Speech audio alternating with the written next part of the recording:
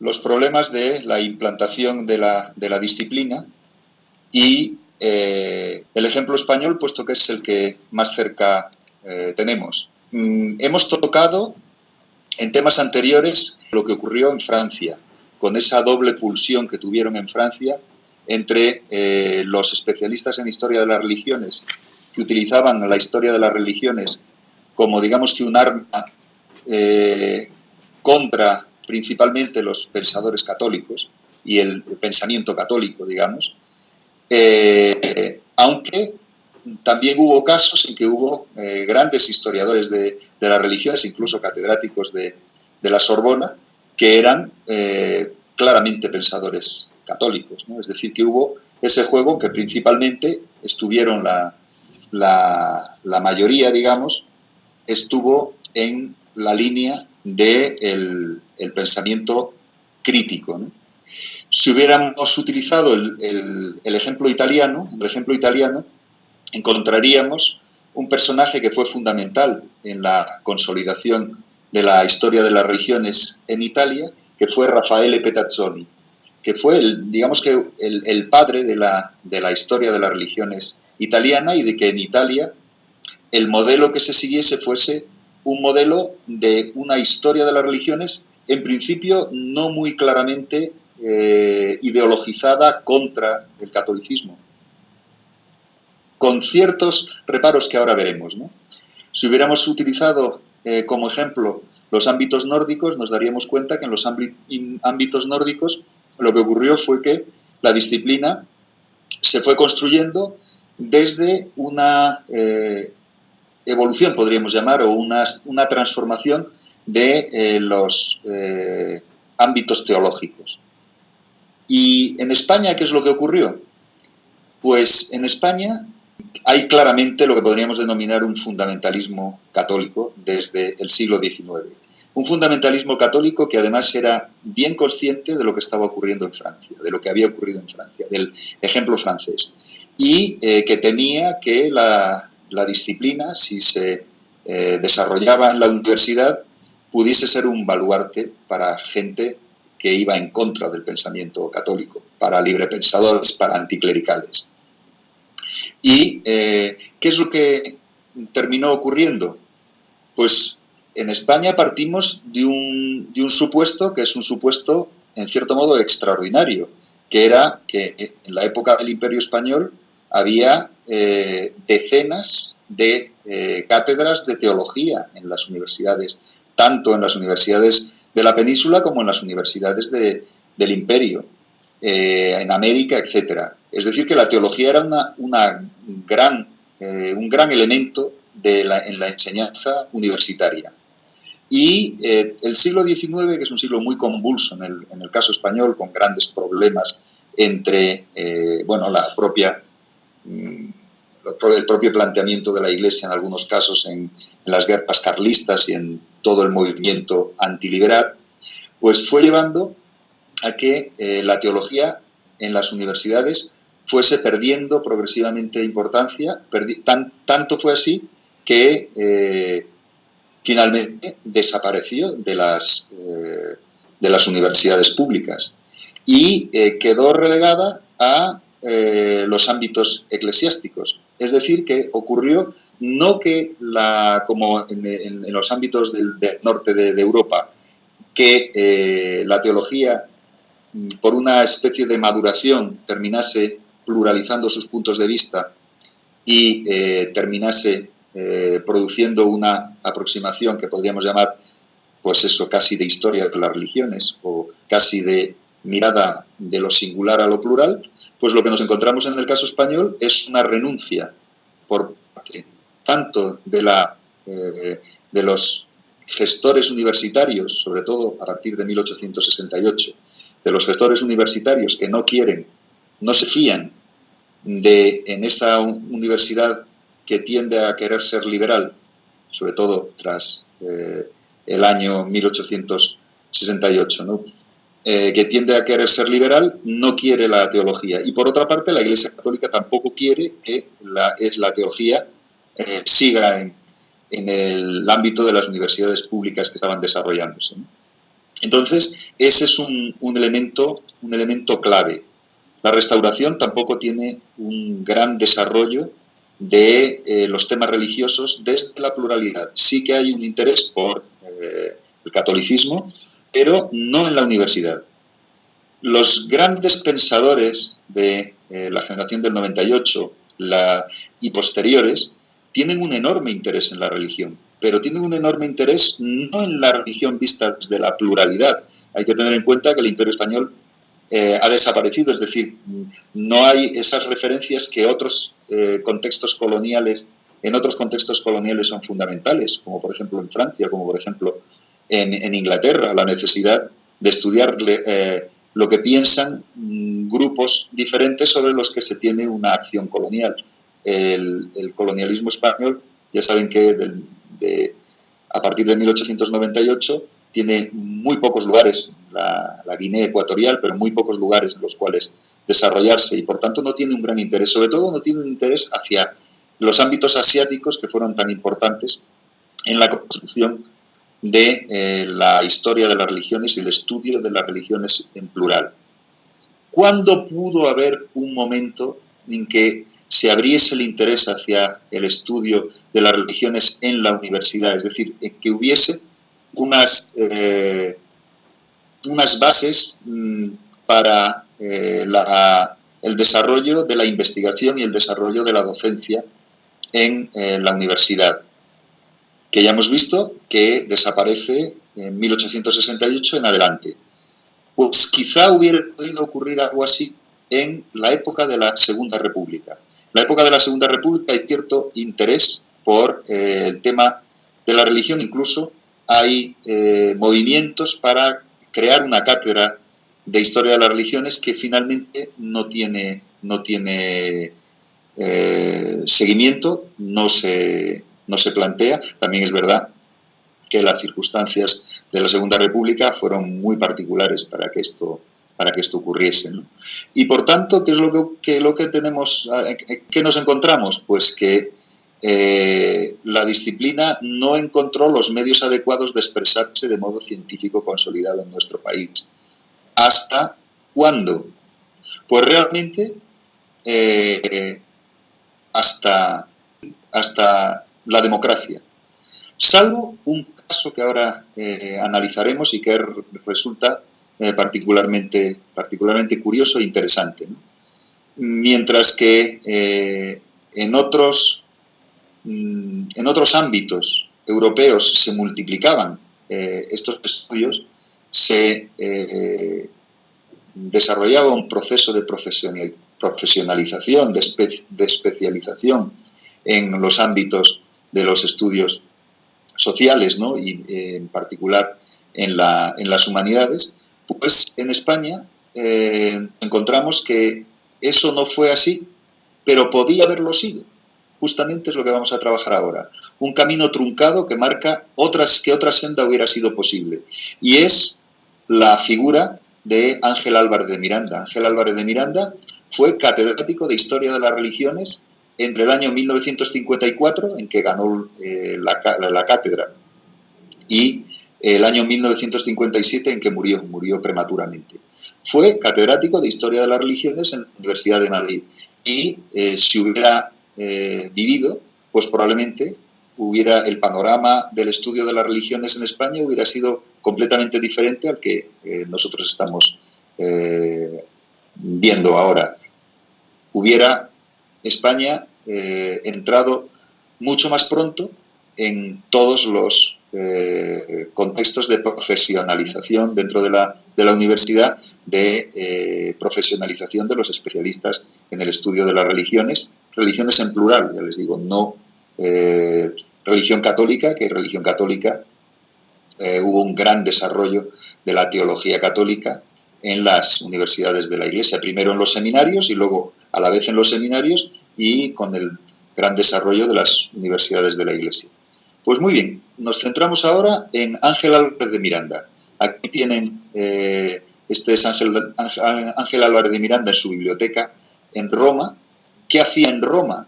Pues Ángel Álvarez de Miranda fue a Roma justamente como primer director del Instituto de Lengua y Literatura Española, que se puso en marcha en 1948, fue uno de los intentos en la época franquista de una expansión cultural exterior. Sería el equivalente a lo que ahora podríamos denominar Instituto Cervantes, algo así. De hecho, estos institutos que se fueron creando en diversas ciudades luego han terminado, cuando se construyó la red del Instituto Cervantes, se han incluido en esa red del Instituto Cervantes.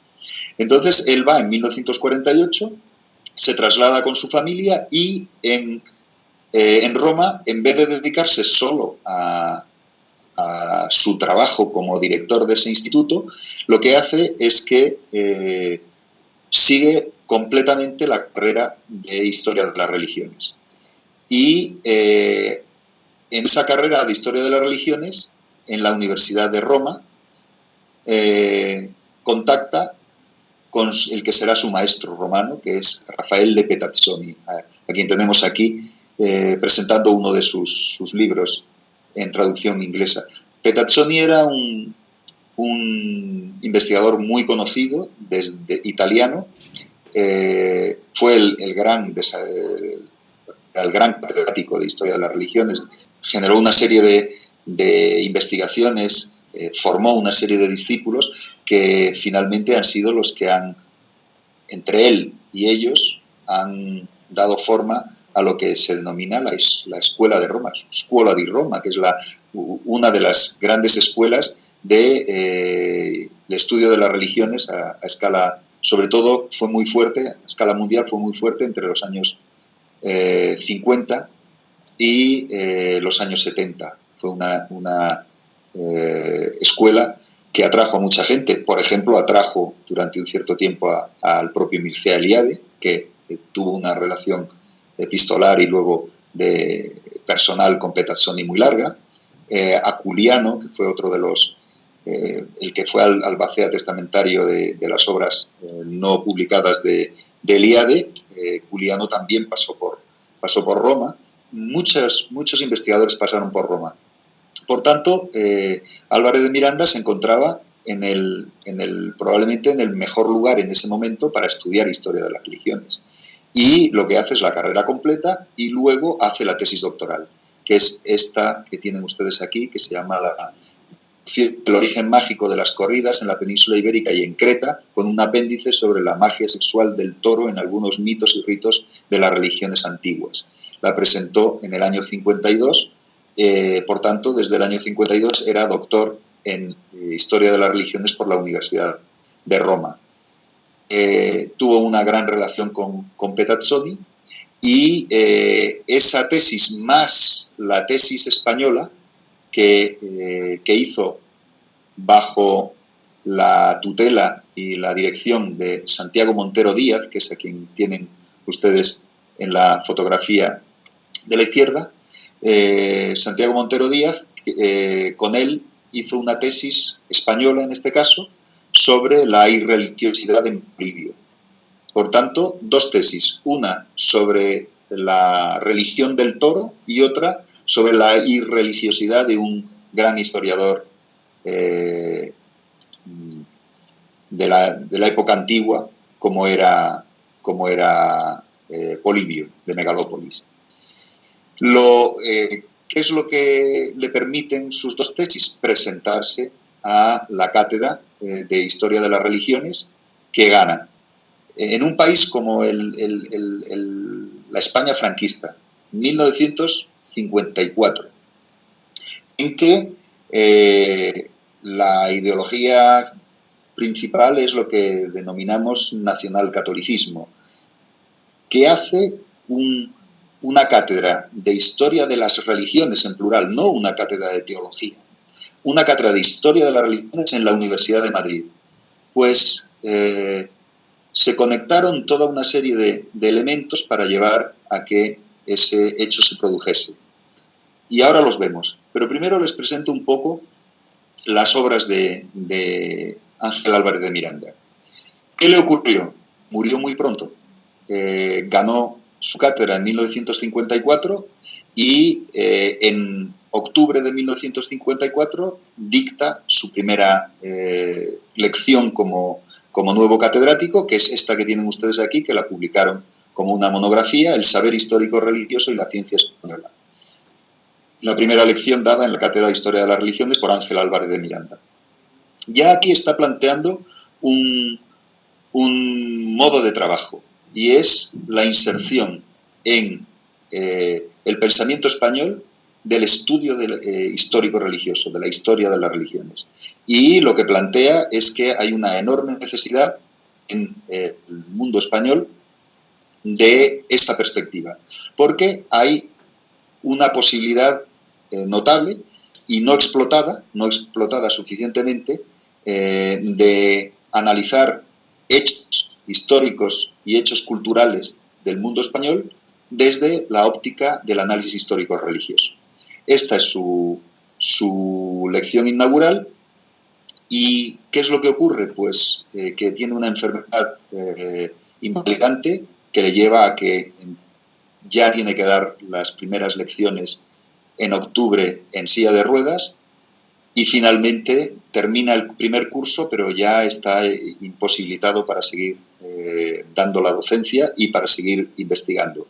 Aunque tiene toda una serie de proyectos. Algunos de ellos los conocemos bien, porque el 7 de mayo de 1955, que es esta carta que envía a su maestro Perazzoni, le cuenta toda una serie de cosas. Una de ellas, que ha ganado la Cátedra de Historia de las Religiones y que, por tanto, otro país más entra en el selecto club de los países que tenían docencia universitaria en historia de las religiones.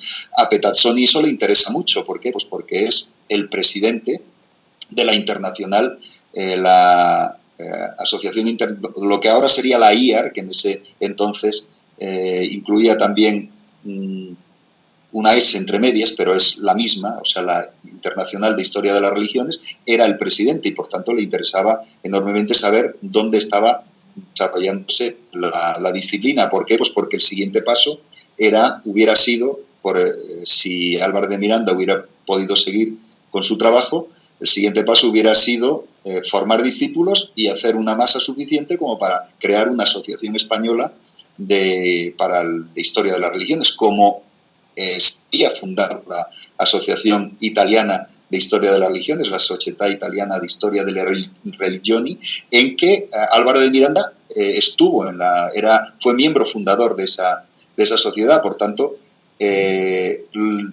tendríamos que ver toda la figura en el contexto internacional de desarrollo de la disciplina.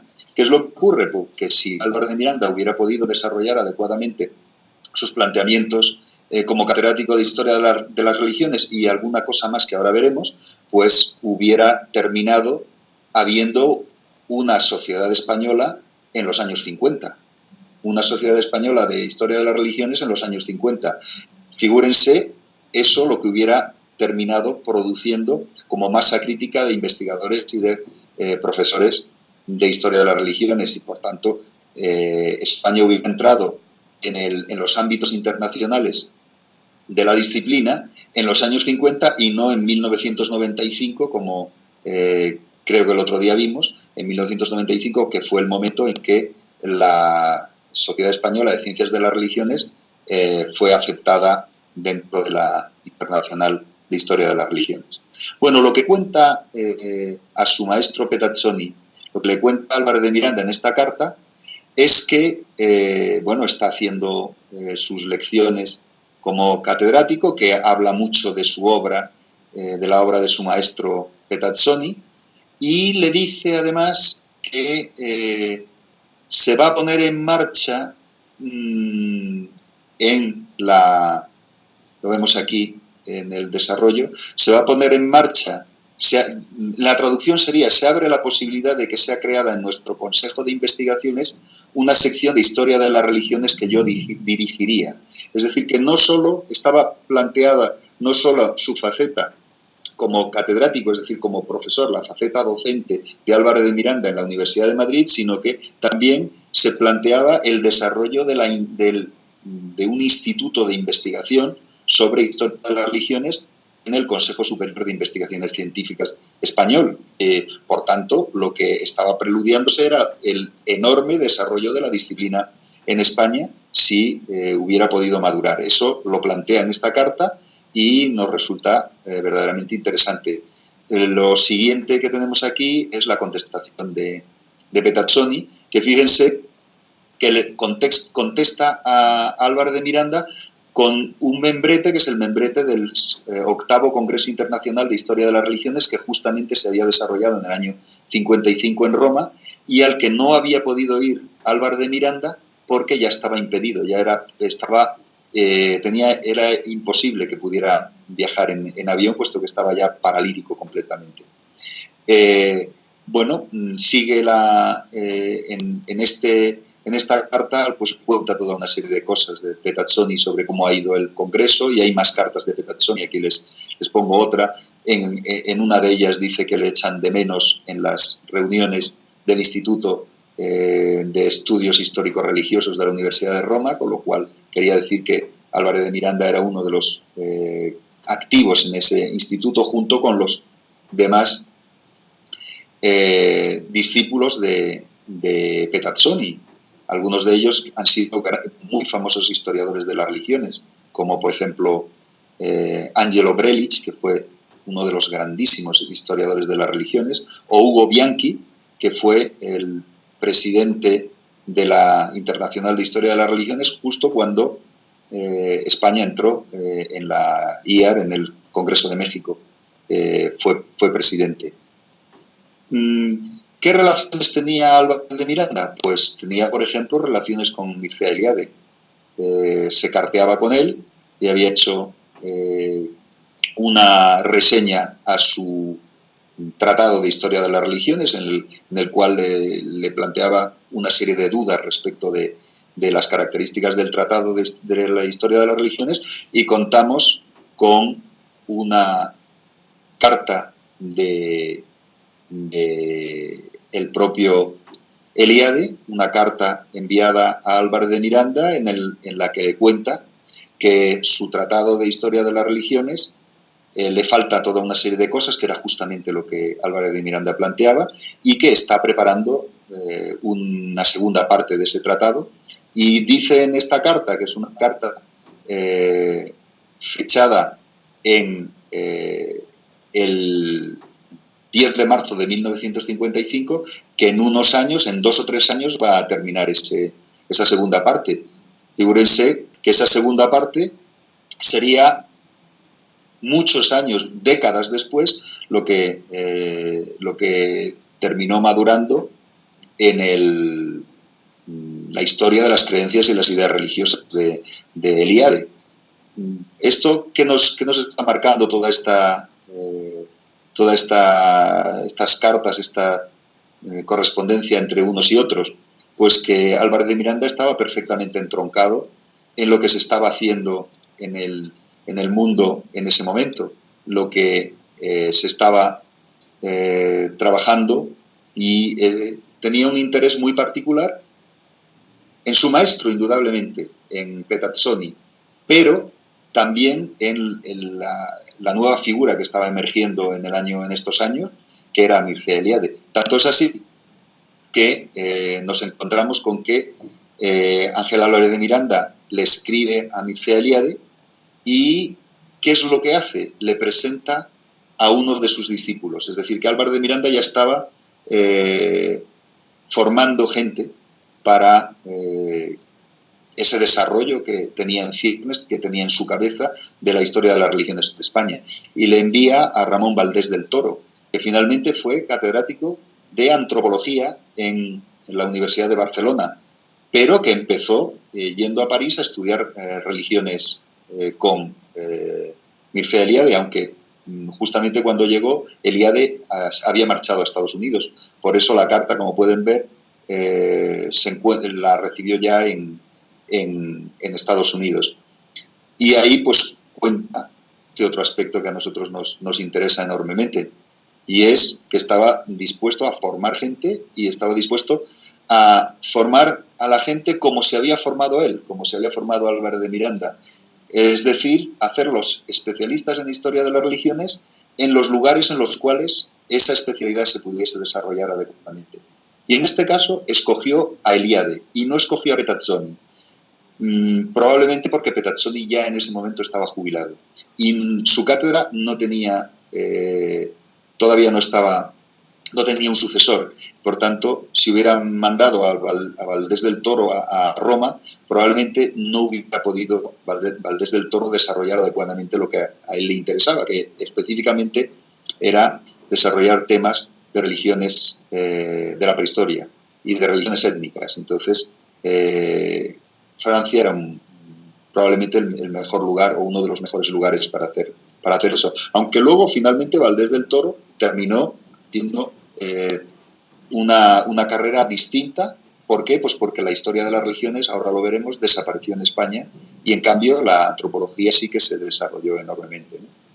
Murió Álvarez de Miranda en el año 1957 y se queda su obra científica casi inédita. Su obra científica estaba desperdigada en distintas revistas y sus monografías no habían sido publicadas como libros. Y entonces lo que ocurre es que su mujer, Consuelo de la Gándara, se encarga de que esa obra científica, publicada póstumamente, viese la luz.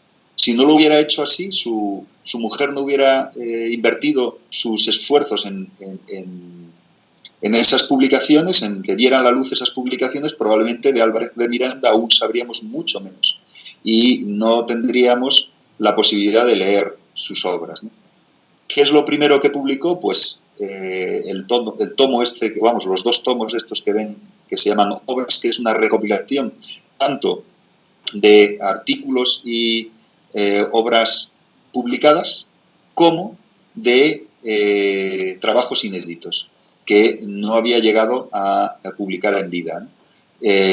Dos tomos, uno de ellos más centrado en temas generales y el segundo mucho más centrado, bueno, llamado así, ensayos históricos religiosos, mucho más centrado en los temas de historia de las religiones, que como pueden ver se dedicó a muchas cosas, a temas generales, a temas, por ejemplo, de religiones de México y Centroamérica, a asuntos metodológicos como su elección de cátedras, a asuntos relativos a la mitología española o la mitología peninsular ibérica, a temas de marianismo también, y un tema muy interesante, que aquí lo vemos como poesía y religión. Había publicado un artículo, Poesía y Religión, pero a la cátedra había presentado lo que era una obra mucho más importante bajo la denominación Poesía y Religión, que terminó publicándose, y ahora lo veremos, como un libro. Lo publicó su viuda como un libro y fue el último de los libros que publicó.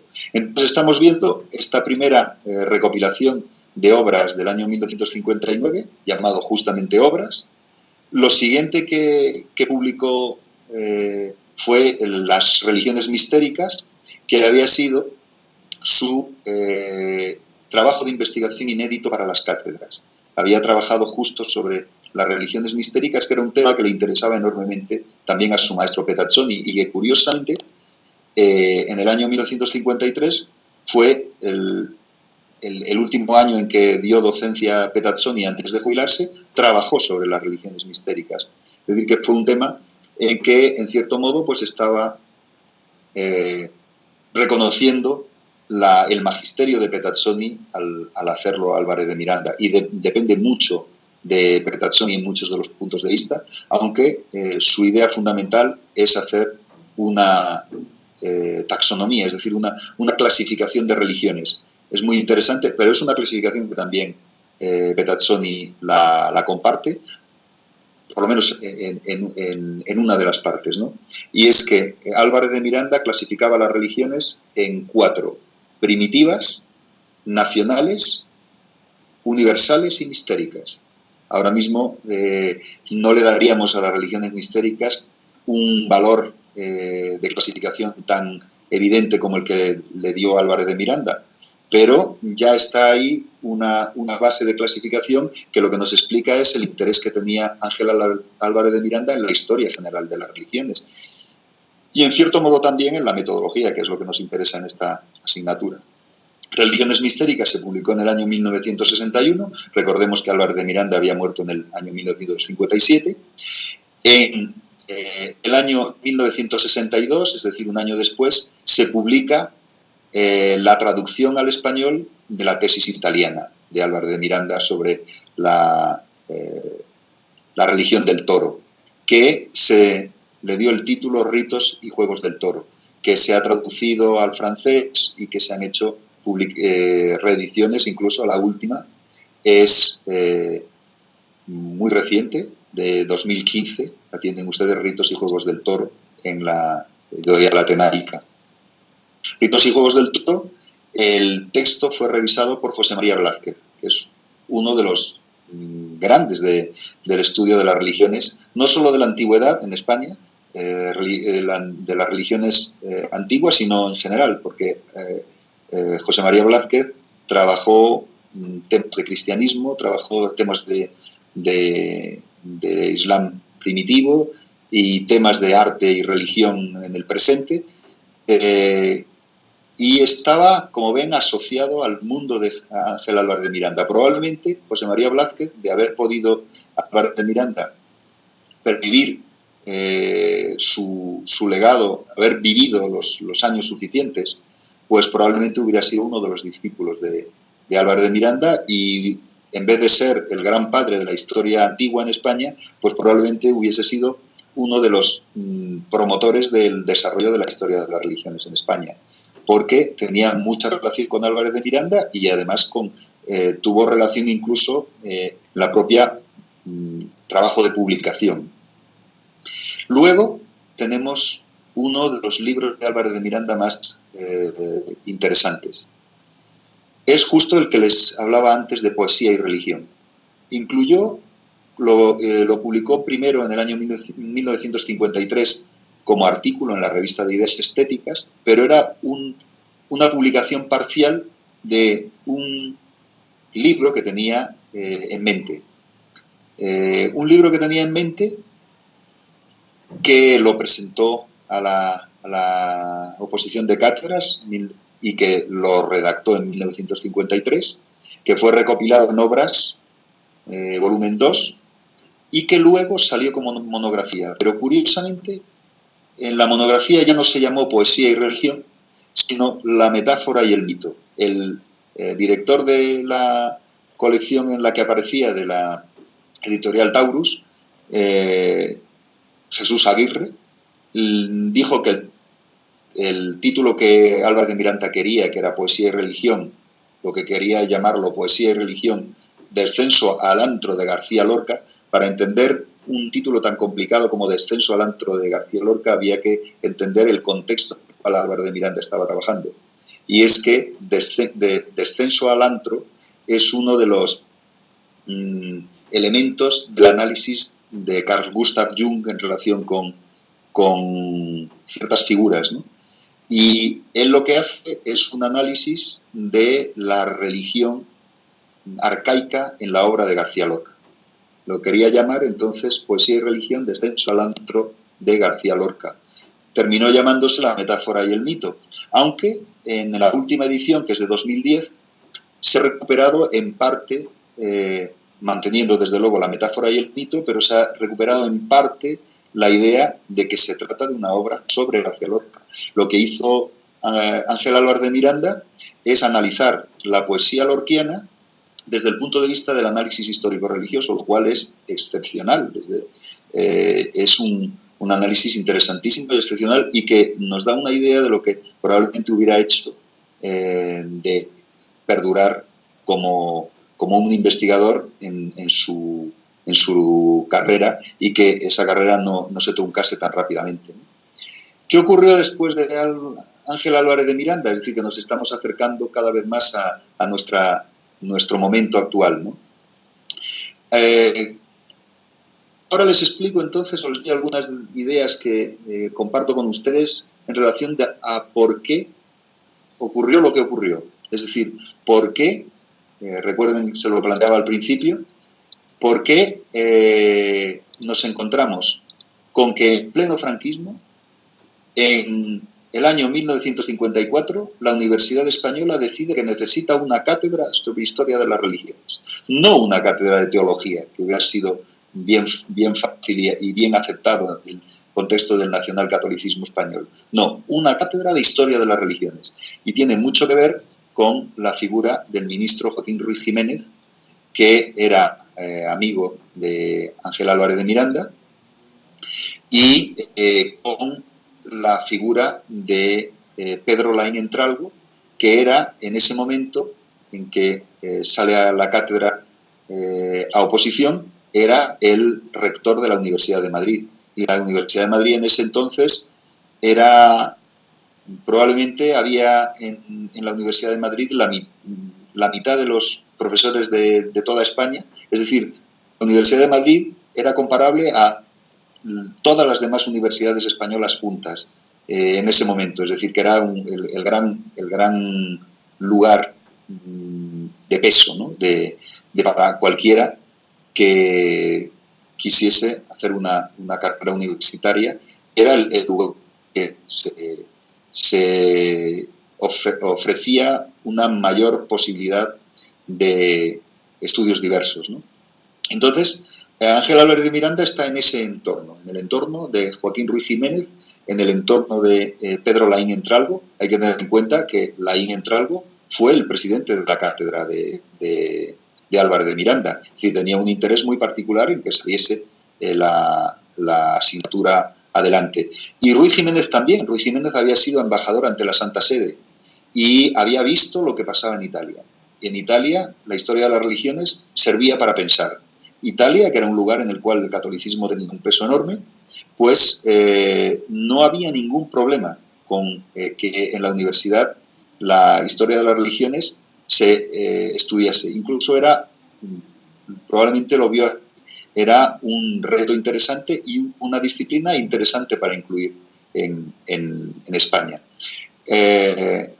Franco lo nombra en 1951 a Ruiz Jiménez ministro de Educación Nacional y, por tanto, puede abrir el ministerio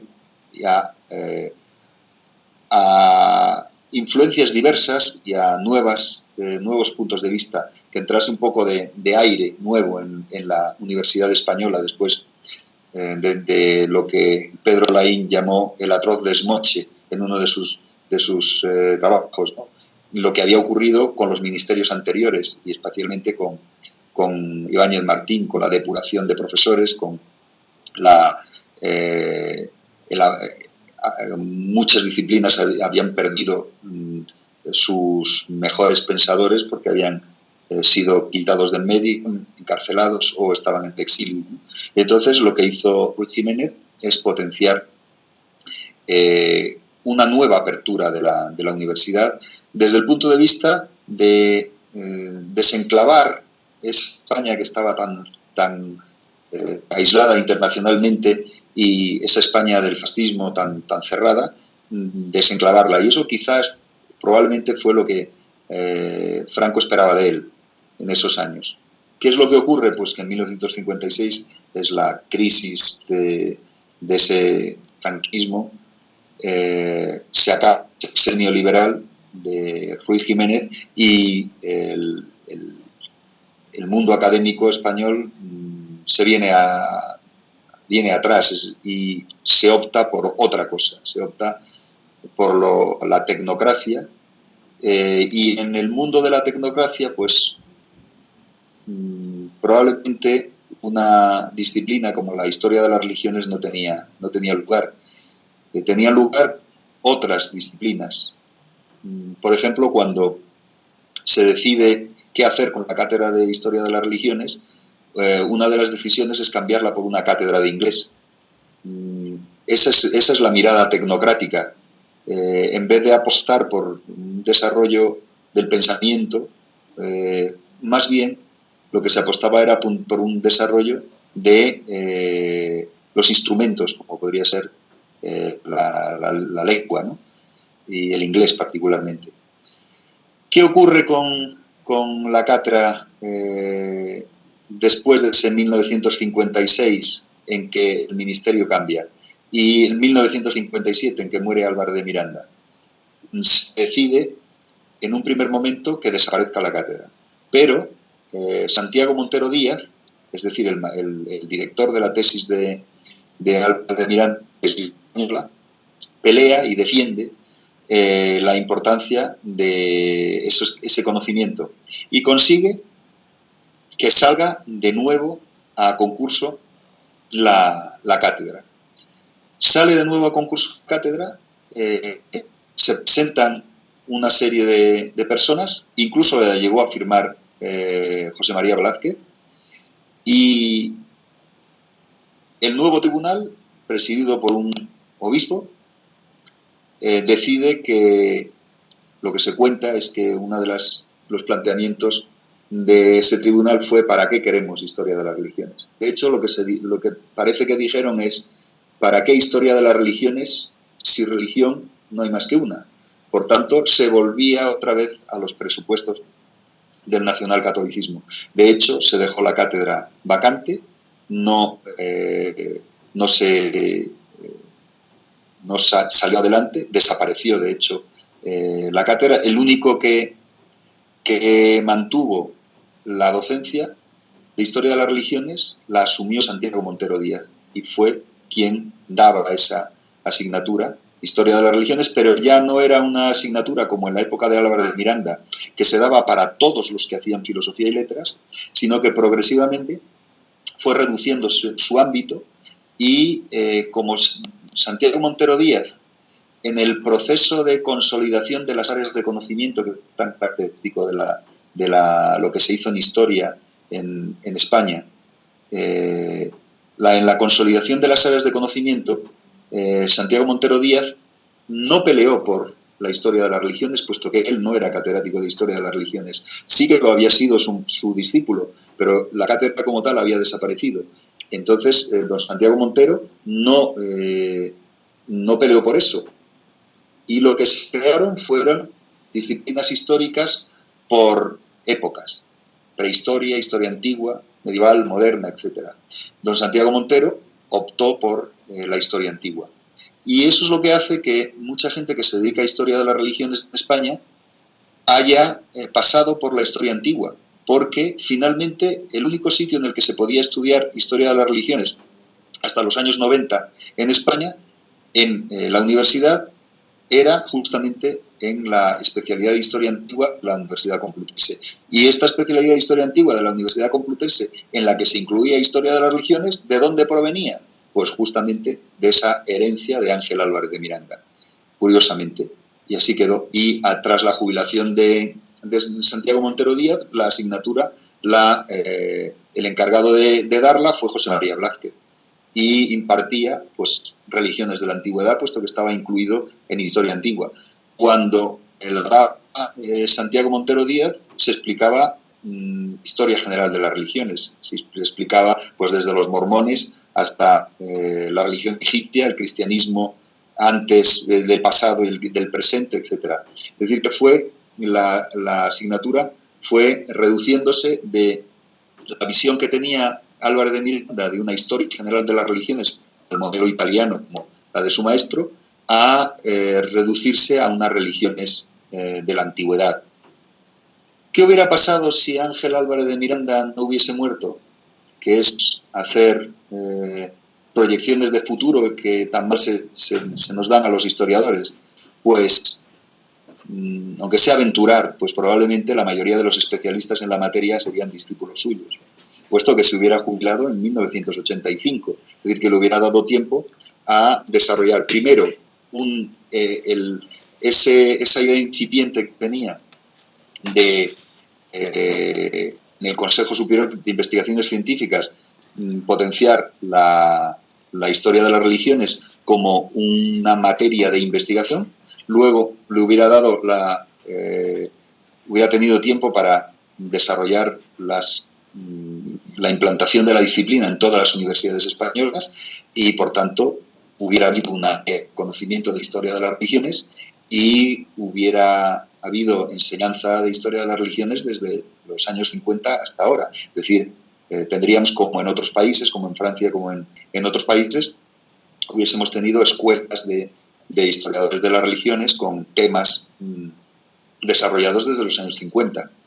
Y esto que nos ofrece, pues una lección de la historia, lo frágil de los contextos, y el hecho contraintuitivo de que si no hubiera ocurrido lo que ocurrió con Álvarez de Miranda, y aún en pleno franquismo y en pleno nacionalcatolicismo, pues probablemente se hubiera desarrollado la disciplina en España de un modo comparable probablemente a lo que ocurría en Italia, en otros lugares.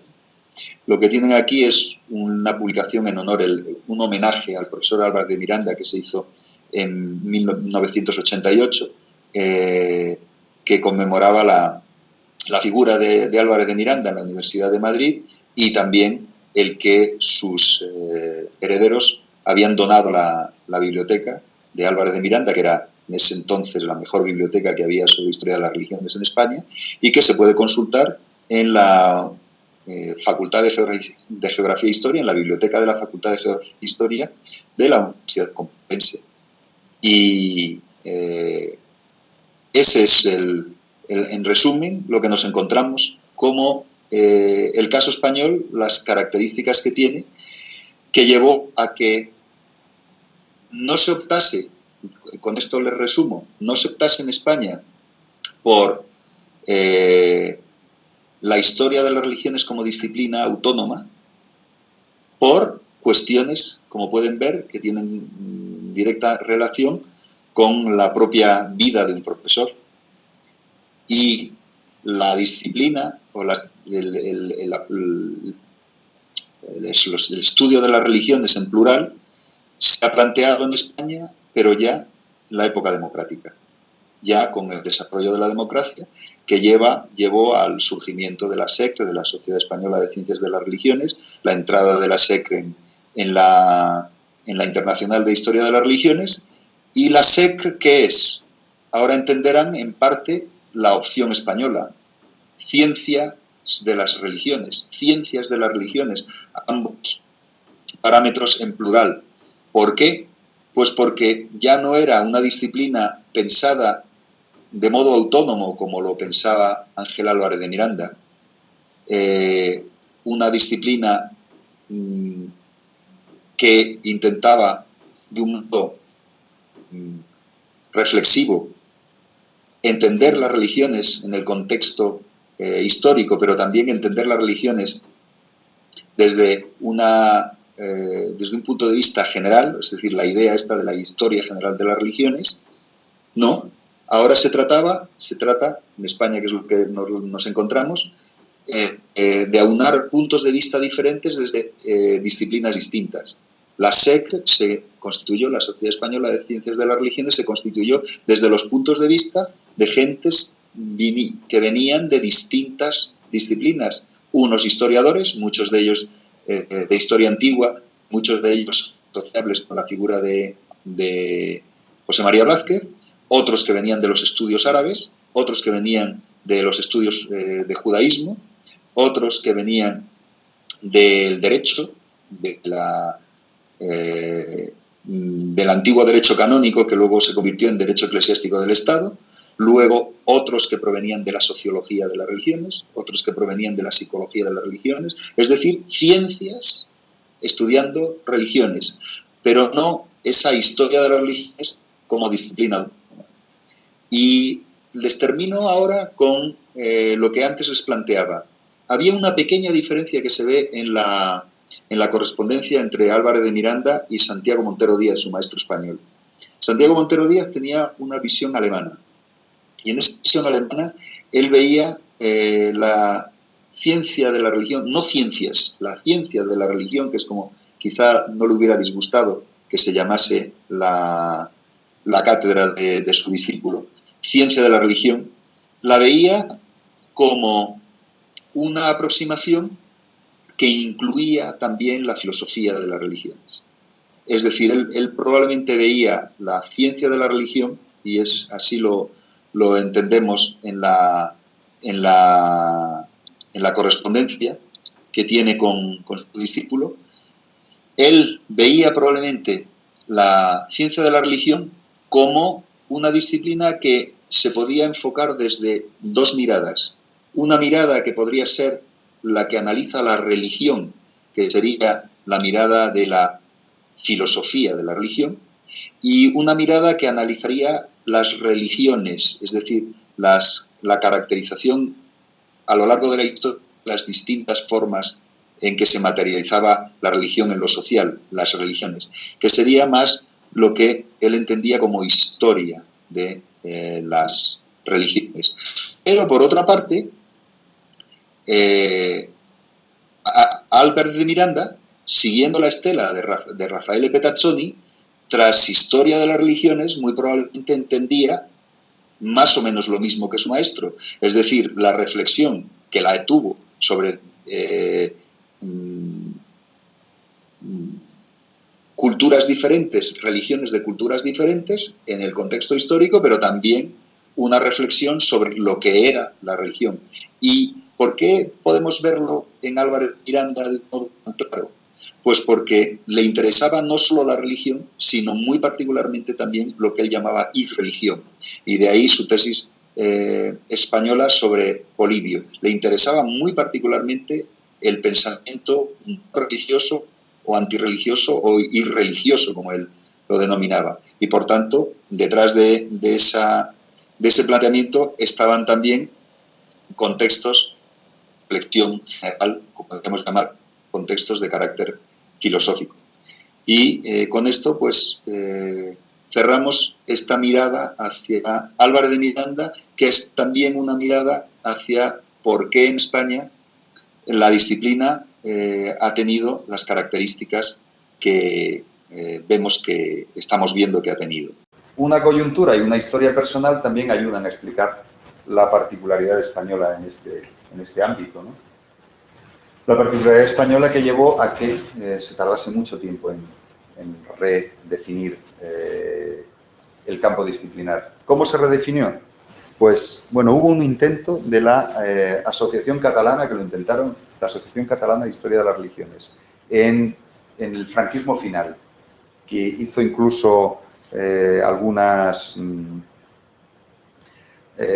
charlas, por ejemplo, con Caro Baroja, que es uno de los personajes claves en el estudio. Lo que pasa es que era muy particular, pero vamos, la gran mayoría de sus obras se podrían perfectamente incluir como historia de las religiones en general, ¿no? Con Caro Baroja. ¿Qué es lo que pasó? Que pidieron la entrada en la Internacional de Historia de las Religiones y les dijeron que solo podían entrar asociaciones nacionales. Es decir, que si se llamaba Catalana de Historia de las Religiones no podía ser. Entonces, claro, hasta 1993, que no es una fecha cualquiera, porque ¿por qué hay un interés por el desarrollo del estudio de las religiones en el 93? Pues muy probablemente en estos análisis que les hago de política y también política académica, ¿no? Tengan en cuenta que en 1992 se firman los acuerdos con evangélicos, musulmanes y judíos. En 1992 el Estado pacta. El Estado no tenía hasta ese momento acuerdos de cooperación más que con la Iglesia Católica desde el año 1979, es decir, al año siguiente de la Constitución, aunque se estuvieron negociando antes de que se firmase la Constitución, pero se llevaron a su fin después de la Constitución, es decir, ya con el modelo constitucional en marcha. Entonces, en el 79 se hacen esos acuerdos, pero hasta el 92 no se abre la cooperación del Estado con otras confesiones. 92 es una fecha muy particular, es la fecha de los 500 años de la expulsión de los judíos.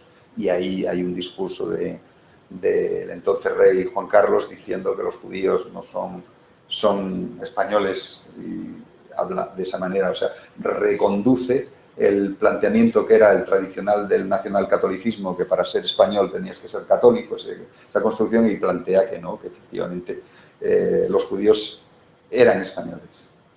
Y eso termina derivando en los acuerdos de cooperación con ellos, con judíos, y luego también con evangélicos y con y con musulmanes. Y al año 93, cuando empieza ya a haber una necesidad de producción, de investigación y de mirada hacia esa diversidad, pues surge la SEC, pero ¿cómo?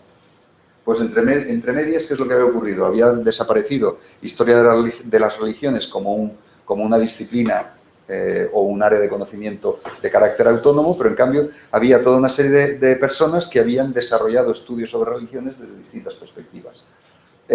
Sociólogos, una serie de ellos, muchos de ellos trabajando sobre catolicismo, pero había un poco también algunos trabajos también se hacían sobre secularización, que era otro de los temas que les interesaban mucho a los sociólogos, es decir, que había toda una serie de sociólogos interesados en el tema de las religiones. Luego, antropólogos que trabajaban sobre el tema de religiones, muchos de ellos sobre religión popular, pero también algunos sobre otros asuntos, los, entre comillas, otros entre nosotros, que ya empezaba a haber algunos, ¿no? Los trabajos de Joan Prat sobre lo que en ese momento se llamaban sectas y tanta importancia había en respecto de, pues, el trabajo que hace sobre estima del extraño, que me figuro que Manuela Cantón les hablará de todo eso. Pues ese contexto también interesaba mucho a los antropólogos, muchos en filología, tanto árabe como filología, bueno, estudios hebreos y arameos, pues todos esos también se insertan en esto. Todo el gran grupo de los de historia antigua, que eran muchísimos, que en parte trabajaban muy bien en historia antigua porque no molestaban a nadie, pero como trabajaban en cosas, en fin, hasta trabajaban en cristianismo, pero como trabajaban en cristianismo herético y tal, pero como eran herejías del siglo III, herejías del siglo IV, cosas de estas, no eran problemáticos y siempre no hubo problema. Luego, tantos otros sobre el mundo griego, sobre religiones del mundo griego, religiones del mundo romano, pues todos estos también se interesaron. Entonces, ¿qué fue una amalgama? Bueno, y todo un gran grupo que ha sido muy importante y sigue siendo muy importante en la SEC, en la sociedad esta, un gran grupo que eran los que venían de derecho canónico, que se había transformado el área de conocimiento de derecho canónico, que no tenía ningún sentido en un modelo democrático que hubiese derecho canónico, es decir, del derecho de la Iglesia Católica que se enseñase. Entonces se habían transformado en derecho eclesiástico del Estado, que es José María Contreras, por ejemplo, que va a ser profesor de ustedes, está en ese contexto. Entonces todos ellos también estaban muy interesados. ¿Es una disciplina autónoma? No, son ciencias de las religiones. Entonces, así quizá entiendan mejor el propio nombre español, que por qué es diferente a otros, por qué no se llama ciencia de la religión o ciencia de las religiones, no, se llama ciencias de las religiones. ¿Por qué? Pues porque son desde diferentes campos científicos a estudio de diferentes religiones, así es como se terminó produciendo. 2003 se forma la SEC, la Sociedad Española de Ciencias de las Religiones, y a partir de ahí, bueno, es un tema que veremos en mayor medida más adelante, porque empiezan los congresos y empiezan las revistas, como la revista Bandwell, la revista IMU, etc. Y, bueno, pues lo que es el desarrollo del estudio de las religiones, en el caso español. Entonces, pues como han visto, un desarrollo truncado en principio con la figura de Álvarez de Miranda y luego pues unos planteamientos muy particulares.